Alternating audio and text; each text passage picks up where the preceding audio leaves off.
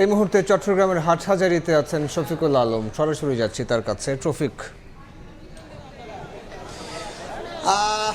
নেতাকর্মীরা খণ্ড খণ্ড মিছিল নিয়ে চট্টগ্রামের এই হাটহাজারী যে কলেজ মাঠে অপেক্ষা করছেন, সবাই মুখিয়ে আছেন তাদের প্রধানমন্ত্রী কখন আসবেন, প্রধানমন্ত্রীকে এক পলক দেখার জন্য কিন্তু সকাল থেকে কিন্তু এখানে দূর দূরান্ত থেকে নেতাকর্মীরা আসছেন। আপনাকে জানিয়ে রাখি, ঠিক 3:20 বাঁশখালী থেকে চট্টগ্রামের এই যে ফটিকছড়িতে প্রধানমন্ত্রী হেলিকপ্টার এসে পৌঁছেছেন।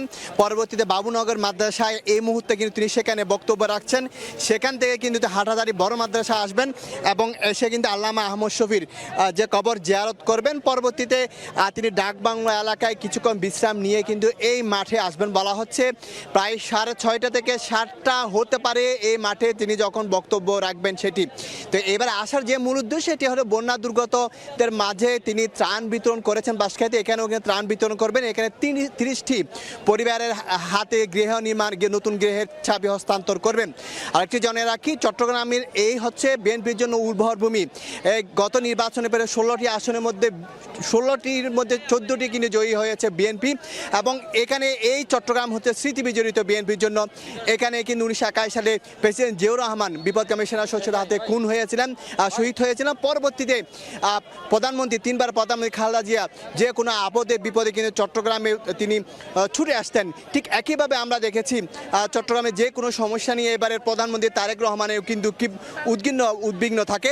এবার তিনি সকালে চট্টগ্রামে যে বাঁশখালী যেখানে বক্তব্য দিয়েছেন সেখানে বেড়িবাঁধ নির্মাণের আশ্বাস দিয়েছেন, পাশাপাশি চট্টগ্রাম কক্সবাজার মহাসড়কের নির্মাণের আশ্বাস তিনি দিয়েছেন। তো কিছুক্ষণ পরে তিনি এখানে আসবেন বলে আমরা অর্থাৎ 6টা থেকে 6:30 থেকে 7টার মধ্যে তিনি এখানে আসবেন। নেতাকর্মী ইতিমধ্যে বিভিন্ন জায়গা থেকে তারা আসতে শুরু করেছে।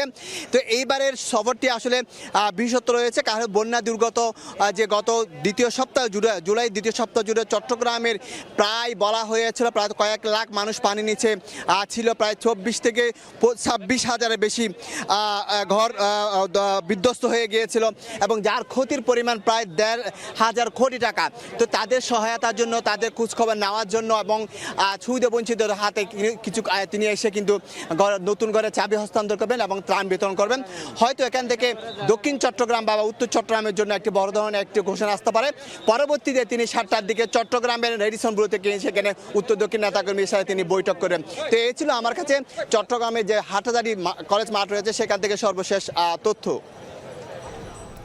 চট্টগ্রামের হাটহাজারী থেকে যুক্ত হয়েছিলেন সহকর্মী শফিকুল আলম।